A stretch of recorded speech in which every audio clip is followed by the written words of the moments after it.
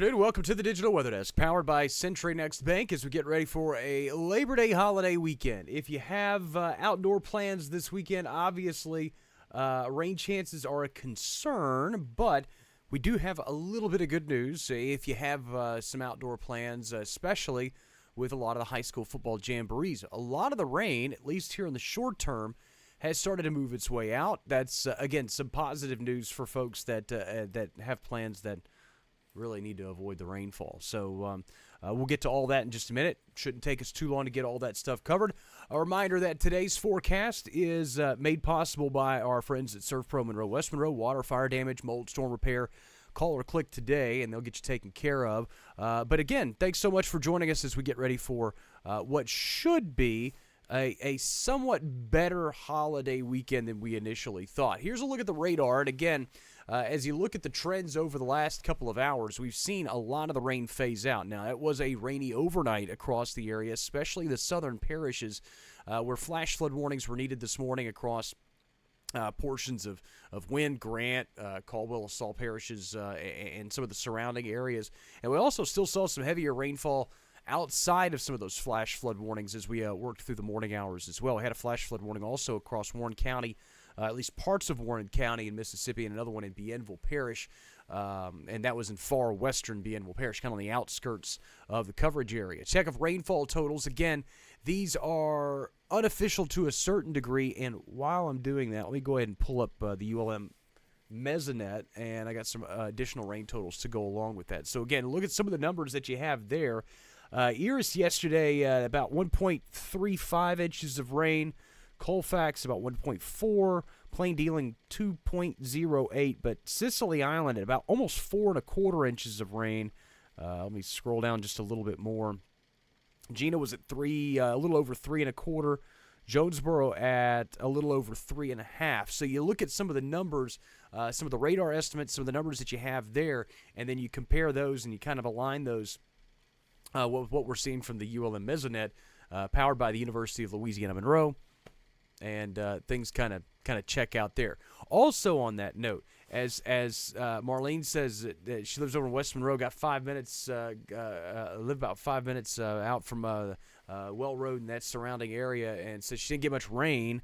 And here's something. Monroe, you can see 1.56 inches of rain on the map there, and the University of Louisiana Monroe picks up just shy of 1/3 of an inch of rain yesterday. So the rain totals obviously varied wildly depending on location. The heavier thunderstorms obviously led to the heavier rain totals as we worked through the daytime hours yesterday. So, again, not everyone's seeing the extremely widespread heavy rain as we worked through the day, but there were also some areas that saw quite extreme rain rates. Check out rainfall totals over the past 48 hours, and again, not really adding a whole lot onto what we'd already seen numbers-wise, but there are some areas that have seen 3-5 inches of rainfall over the last 48 to 72 hours. Look at temperatures right now, and they never really recovered much. A lot of rain-cooled air out there in the mid to upper 70s. And even the low 80s as you move across southeastern Arkansas, where the atmosphere has recovered to a certain degree, but the overall cloudy, kind of gloomy conditions have held around. Look at Futurecast, and Futurecast is made possible by Bayou Power Sports in Monroe, and you can see kind of how things evolve as we go through Sunday afternoon. Just a few scattered showers and thunderstorms is a possibility. Again, tomorrow afternoon, most of that focused in the southwestern counties and parishes, but note by Sunday afternoon, temperatures start climbing back up in many locations, so plan accordingly there is that we see temperatures rebound a tad as we go through the next couple of days. So the 70s and 80s that we've enjoyed with the cloudy and rainy conditions are on their way out. Overnight lows tonight could actually fall into the upper 60s, which is not a far cry from where we are right now. A lot of us are in the 70s and rain-cooled all day.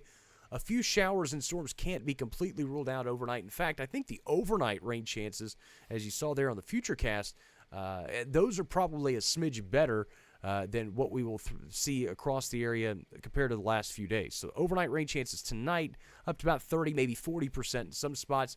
Look at the weekend forecast. Got rain chances really generally around 30% on Saturday, down to 20% on Sunday. So spotty to scattered stuff at best.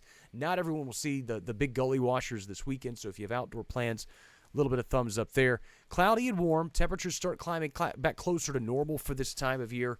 And again, we'll keep an eye on the overall cloud situation because clouds will obviously have a bearing on what we see in terms of temperatures. Look at the 7-day forecast. Again, daytime highs start climbing as we head toward Labor Day holiday itself with afternoon highs back near 90. The rain chances are pretty spotty as we head toward Labor Day and beyond.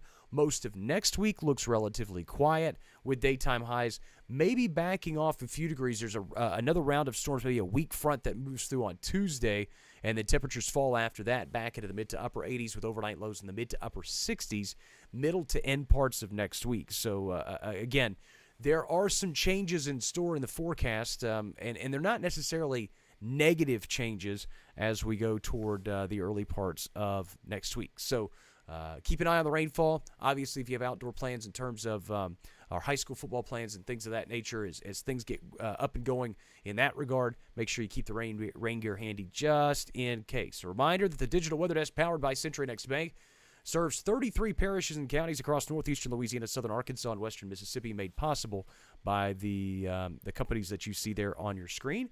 We added a new one today. So, and if you're interested in becoming part of the Digital Weather Desk, you can always just email me at jared@digitalweatherdesk.com.